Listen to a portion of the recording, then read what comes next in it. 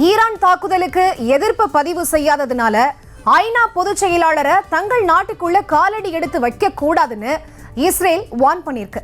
காசாவில் ஆரம்பிச்சு லெபனான், சிரியான்னு இஸ்ரேலோட எதிரி நாடுகள் பட்டியல் நீண்டுட்டே போறது உலக நாடுகள் மத்தியில பதற்றத்தை தான் ஏற்படுத்திட்டு வருது.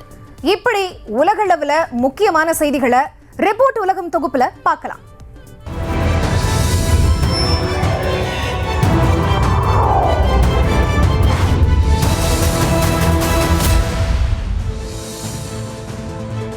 சீனாவில் கண்கவர் வானவேடிக்கை, ஒளி மற்றும் ட்ரோன் காட்சி என அந்நாட்டின் தேசிய தினம் கோலாகலமாக கொண்டாடப்பட்டது. நகரம் முழுவதிலும் உள்ள கட்டிடங்கள் வண்ண விளக்குகளால் ஒளிர்ந்ததையும் வானில் மாயாஜாலம் காட்டிய பட்டாசுகளையும் ஏராளமானோர் உற்சாகத்துடன் கண்டு ரசித்தனர். மேலும் 1000 ஆளில்லா விமானங்கள் மூலம் வானில் பல்வேறு வடிவங்கள் காட்டப்பட்டன.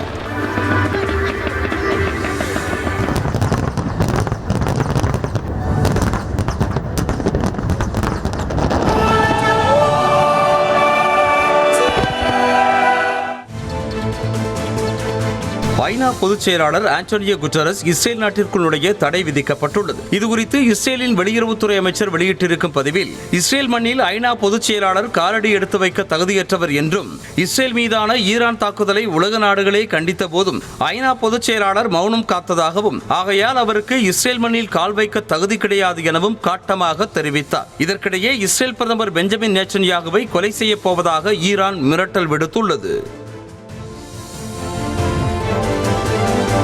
தெற்கு லெபனானில் ராணுவ நடவடிக்கையின் போது ஹெஸ்புல்லா தாக்குதலில் 8 வீரர்கள் உயிரிழந்திருப்பதாக இஸ்ரேல் ராணுவம் தெரிவித்துள்ளது. இதற்கிடையே தெற்கு லெபனானுக்கு இஸ்ரேல் ராணுவம் கூடுதல் படைகளை அனுப்பியுள்ளது. தெற்கு லெபனான் பகுதிகளில் ஊடுருவி இஸ்ரேல் ராணுவம் தாக்குதல்களை நிகழ்த்தி வரும் நிலையில் இஸ்ரேல் படைகளுடன் ஹெஸ்புல்லா ஆயுத படையினரும் சண்டையிட்டு வருகின்றனர். ஹெஸ்புல்லா தாக்குதலில் 8 வீரர்கள் உயிரிழப்பு மற்றும் ஈரான் ஏவுகணை தாக்குதல் நடத்தியது தொடர்பாக இஸ்ரேல் பிரதமர் பெஞ்சமின் நேத்தன்யாகு பாதுகாப்புத்துறை உயர் அதிகாரிகளோடு முக்கிய ஆலோசனை மேற்கொண்டார். ஏவுகணை தாக்குதல் நடத்திய ஈரானுக்கு பதிலடி கொடுப்பது குறித்து மொசாட் தலைவர் மற்றும் ராணுவ தளபதி உள்ளிட்டோருடன் விவாதித்ததாக தெரிகிறது.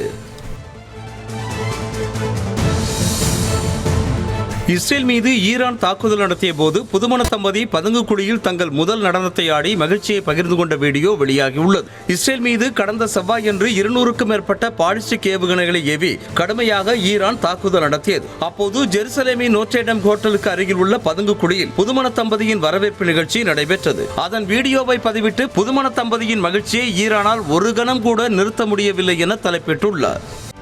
செய்திகளை உடனுக்குடனும் துல்லியமாகவும் தெரிந்து கொள்ள சப்ஸ்கிரைப் பண்ணுங்க.